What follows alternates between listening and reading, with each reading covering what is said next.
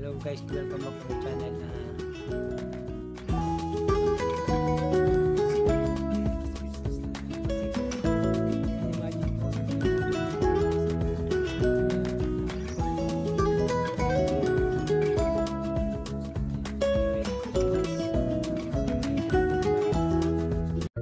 Ayan guys, nakapagpalipad na po tayo ng drone. Ayan, mabalik na po tayo dito sa forest na to. Napakaganda ng forest na po ito. Talagang relaxing ka dito pag naglalakad ka, oh. Mag-isa. Oh. Alam niyo po, oh. Tahimik na tahimik. Malalaking puno, sariwa ang hangin. Mag-i-enjoy po kayo rito guys. Kung kayo lang po makakaramdam na nandito kayo, parang relax na relax ang pagkatao nyo rito eh, no? May mga kalapati rin, wild dove.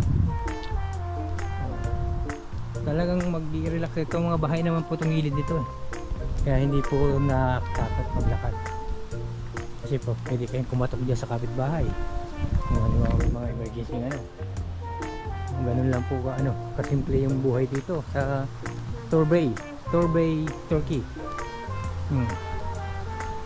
Yan o, meron naman pong nakasign bisikleta o bata. Ayan,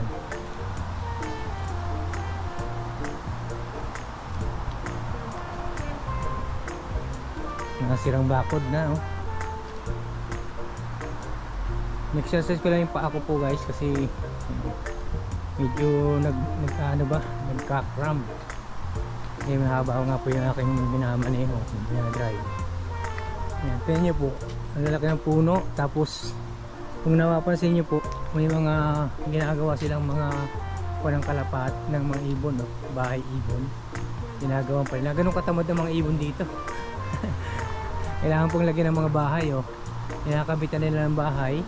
Binibili po yan ng mga wild dove nila, oh. Nagkalat. Lalagyan pa sila ng bahay ibon. Yan po yung minsan siguro tinitirahan din ito ng mga yan po.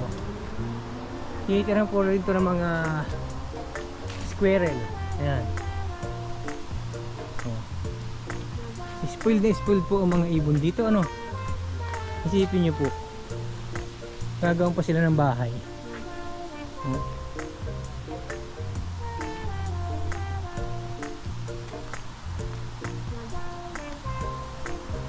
Malay-lay rin pala akong nalakad ko. Hindi ka naman mga kasada na naman po yung pababa na yan, Saka ito, may ilaw po yan sa gabi, oh. Ayan po, mga ilaw po yan guys. Kaya kahit gabihin ka rito, okay lang po, kasi may mga poste ng ilaw. Yan po yung hospital nila, Torbay Hospital. Tapos ito, no flying tipping. Yan. Oh, ilaw po yan. Pinaka-guide nila dito sa kasada, sa daan, kung gabihin ka. Oh.